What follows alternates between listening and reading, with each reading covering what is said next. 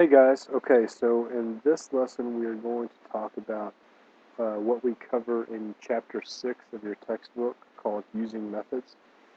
In particular, we're going to be talking about modularization and how we can modularize our programs. In QBasic, we have two different ways to do that. One is by something we call in QBasic, we call them subroutines and functions.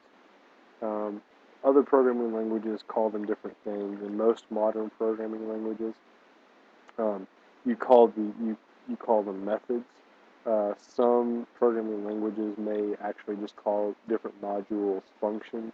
There's lots of different names for them, but for our purposes, just for QB, we're going to be calling them subs or subroutines and functions. So this week we'll focus on subroutines, and then next week I'll do a lesson just on functions, because while they're very similar and they're both modules in QBasic, there are some differences. So this week we'll focus on subs. Next week we'll focus on functions. So before we get started, I wanted to talk about real quick. You should by this point have already read chapter 6 in your textbooks and kind of have an idea of what we're talking about. But when we say we want to create modules in our program, there are a few reasons why we want to do this. Your book outlines them very, very well. We want to simplify the logic of our program. It makes it easier for multiple programmers to work on a program at one time, and it allows you to reuse your work. Modularization is very important when you have a really large and really complex program. All of the programs that we've done so far are super basic, very simple. You would only have one programmer working on them at a time. But when you get into large programs, it's very important that you break your program into pieces, smaller pieces, which makes it much more simple to understand and read. And it also allows, you can say, okay, this programmer work on this module or this method. This programmer work on this method or this subroutine, whatever you want to call it. So they're very, very useful. What I have on the screen right now is actually a really complex program behind the scenes. It's something that maybe you guys have actually seen or played or remember from, more like back in the 90s. They call it QBasic Nibbles. Some people call it Snake, but it's a basic game. Let's see if I play it here.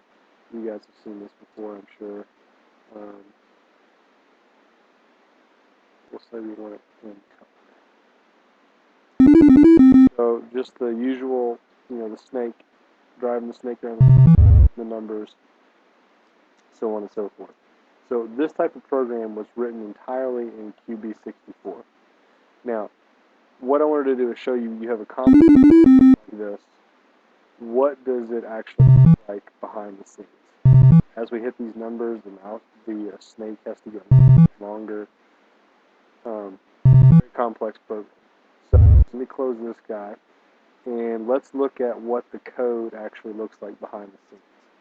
So here are some comments. And as we scroll down, you can see here that all of this program is just many, many, many lines long. And it's got a lot of complex calculations and programs in here. So if you had to scroll down through all of this to try to find the piece of code that you're working on, it would take forever. So if you notice at the top, let's get back up there.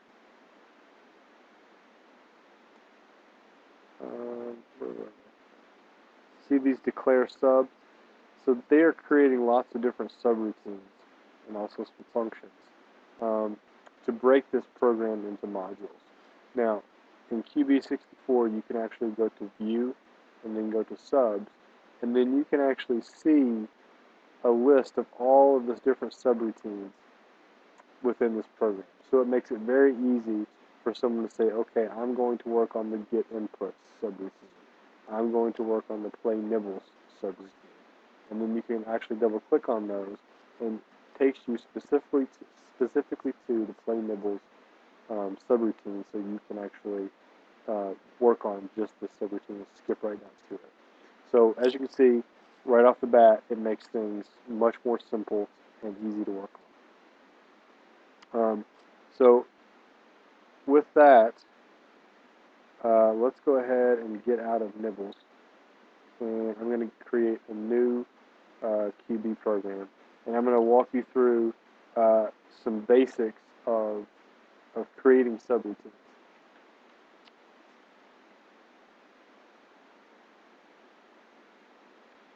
So the first thing, if we want to create a subroutine in QBasic, you can easily just type in sub and in sub, and you can give your subroutine a name, such as random text. So you can quickly make a subroutine just by typing in sub and in sub. By the way, I guess I should step back and just in case you haven't read the chapter, a subroutine or method or whatever you want to call it is actually just a small program. It's like a program within a program. So we can create a lot of different smaller programs and combine them into one to make one large program. So this sub, we can make it called random text by typing out the command sub and then in sub. In QBasic, it's also really easy if you click on edit and click on new sub and then give your sub a name like random text, and it just creates the sub and in sub for you. So that's kind of the way I like to do it. It makes it much quicker and easier just to be able to type the name of our sub and go on. So as an example, what if we wanted to have a simple program where we prompt the user to enter in some random text 5 times, let's say. Now, one way we could do that, like we've done before, is we could just type in and input enter random text and save it as a text string. You entered text. We can create a simple program like this.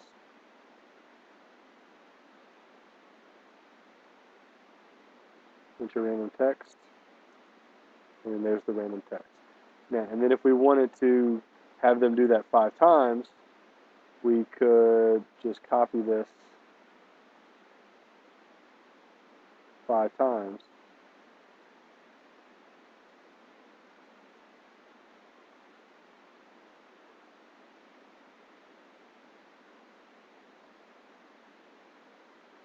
And we could enter random text 5 different times and do it that way. Our subroutine makes this a lot more simple, and this is another good, another advantage of using modularization, is that you can reuse your code over and over and over again. So let's say I create a new sub called random text, and inside this sub, and by the way, you can see it created this sub way down at the bottom of the program. So you can put these, usually the subroutines themselves are down at the end of the program, and then up at the top of the program is where you actually have the main logic of the program. And you'll see in a second when we call this subroutine, it goes up here. But all the smaller subprograms are down at the very bottom. So that's why I stuck it down here. If I go ahead and take all this stuff out, and I'm going to copy this and put this, program inside the subroutine. Now I have the same program I did before, where I input and get a random text and then output the random text. Now, if I want to run this program 5 times, I can just say call random text and I can do that 5 times.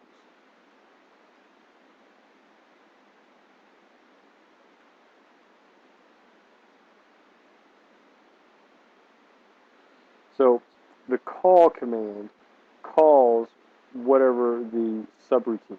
So if you name the subroutine random text, you then say call and then put in the name of the subroutine. So if I run this, it's going to call that subroutine 5 different times, and I'm going to have to enter random text 5 different times. 1, 2, 3, 4, 5. And there you go. Now, obviously, an even more efficient way that we can do this,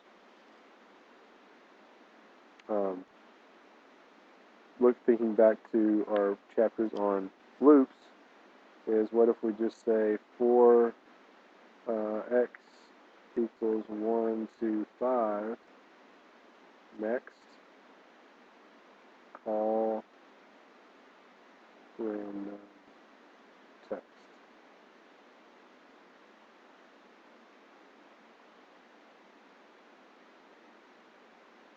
And that makes it even more simple, because now I just have even less lines of code and just loop through and call the same subroutine 5 different times.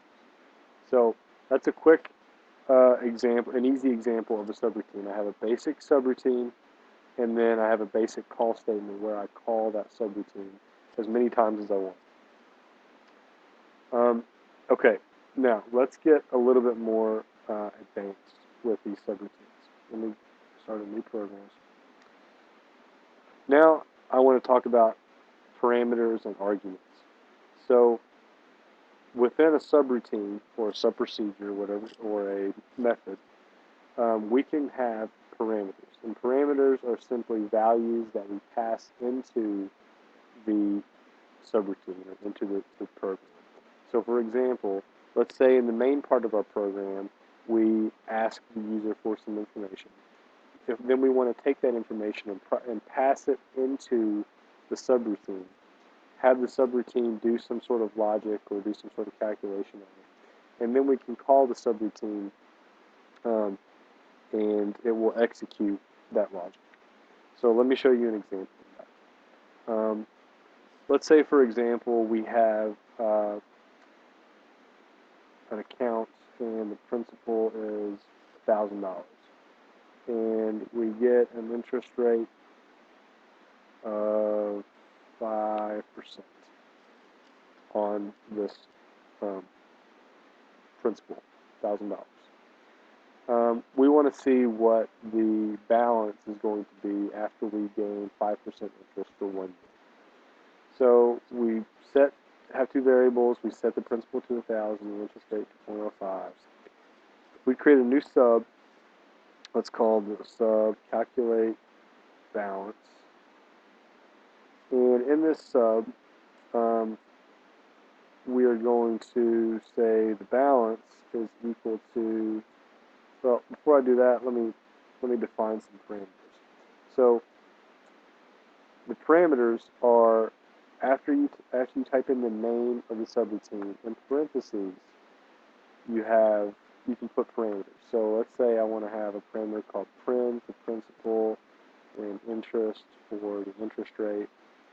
And then I can say the balance on the account is equal to the balance, the principal, prim, times 1 plus interest. So basic math, we take 1 plus the interest rate, so 1.05 times the principal, we should get 1,050 as our balance, right? And then we can print the balance after 1 year is balance.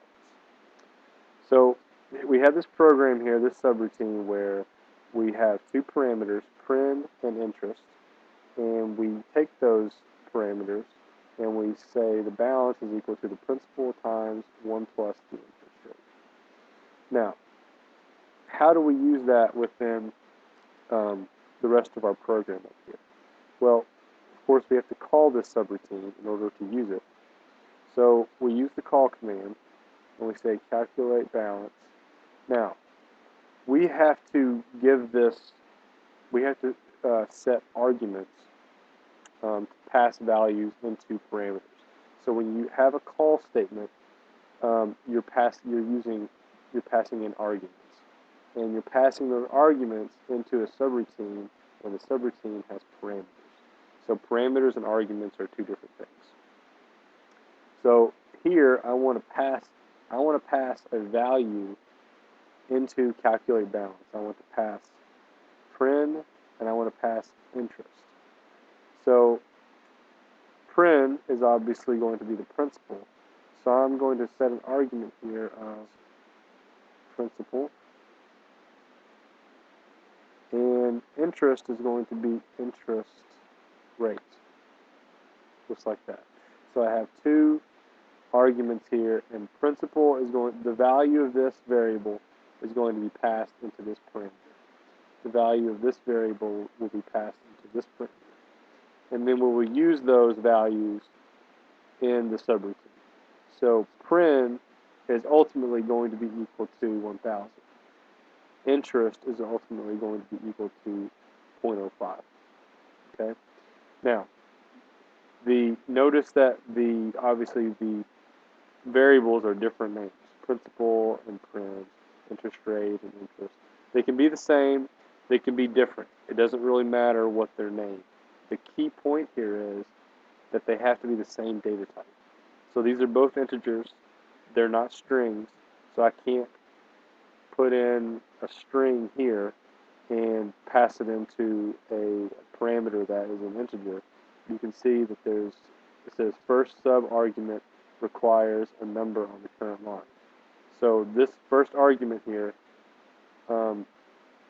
requires a number, and I've defined it as a string, right? So I take out the $sign. We're okay. So again, they have to be the same data types. They can be different variable names. So let's run this guy.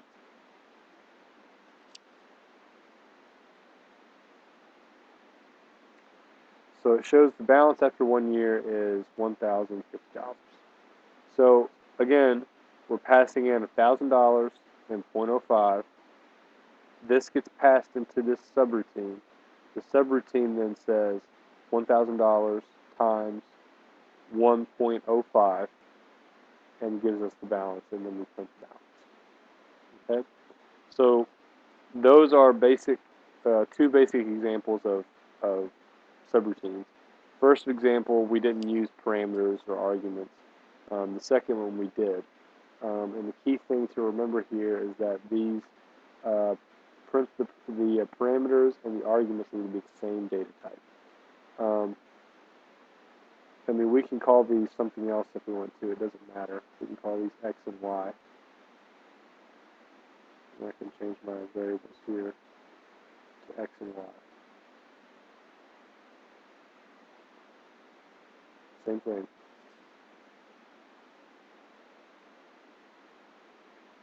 Balance after 1 year is 1050. So hopefully and obviously these are very basic examples. With methods and more advanced programming languages, there's obviously a lot more things that you can do with this. Passing parameters by value, passing parameters by reference. There's lots of different things you're going to get into. But these are just the basic principles of using subroutines and or subprograms or subprocedures or functions, whatever you want to call them. And again, when we go to view, we can look at our subs, and so there's our calculate balance subroutine right there, and we can quickly go just to that subroutine and work on it. And obviously, you can have multiple subroutines, multiple calls. You can call the same subroutine multiple times, just like we did in our first example. So yeah, they're very useful programs. I think that's it. Your homework this week is going to be based on subroutines, and then next week we're going to start about talking about functions. The main difference between subroutines and functions is a function actually returns a value. So we'll talk about more about that next week. Please email me, contact me if you have any questions on this, and we'll talk to you later.